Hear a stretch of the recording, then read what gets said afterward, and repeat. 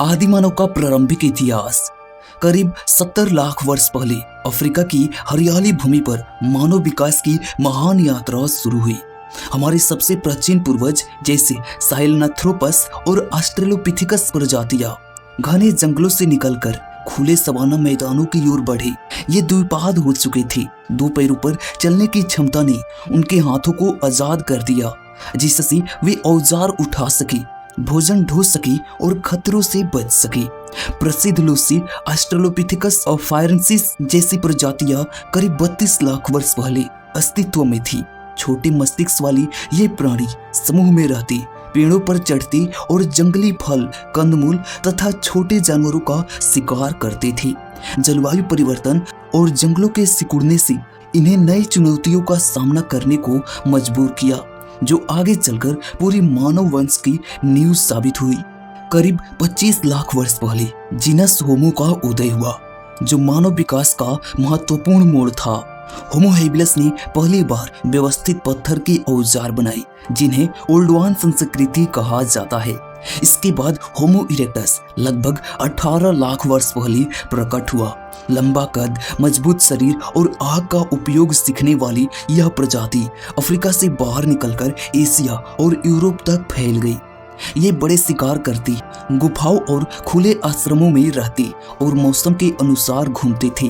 बाद में होमो हीडेलबर्गेसिस जैसी प्रजातियां आई, जिनमें जटिल सामाजिक संबंध, शिकार की रणनीतियां और संभवतः प्रारंभिक संचार के संकेत मिलते हैं।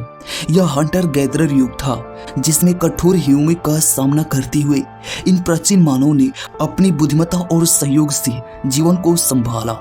दोस्तों, बहुत कम व्यूअर्स हमारे चैनल को सब्सक्राइब करते हैं, तो प्लीज वीडियो को लाइक करके चैनल को सब्सक्राइब जरूर कर लेना। बढ़ते हैं टॉपिक में आगे।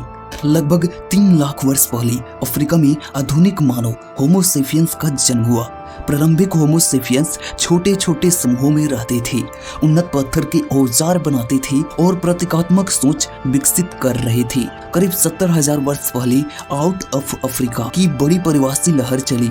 छोटे समूहों ने अफ्रीका छोड़कर समुद्रों, पहाड़ों और जंगलों को पार करते हुए एशिया, यूरोप और ऑस्ट्रेलिया तक पहुंच बनाई।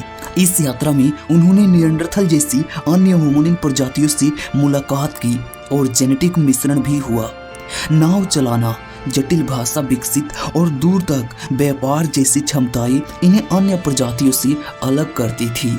लगभग 40,000 वर्ष पहले अपर पायरोलिथिक काल में संस्कृति का विस्फोट हुआ, जिसे हम संज्ञात्मक क्रांति भी कहते हैं। गुफाओं की दीवारों पर चित्रकारी, हड्डी खंडों से बने आभूषण, छोटी मूर्तियां और संगीत खाद सामने आए।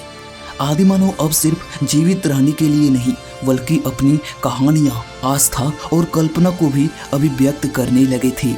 बेहतर शिकार औजार, कुत्तों को पालना और अंतिम ह्यूमन के बाद स्थिर होती जलवायु ने कृषि और बसावट की नींव तैयार की।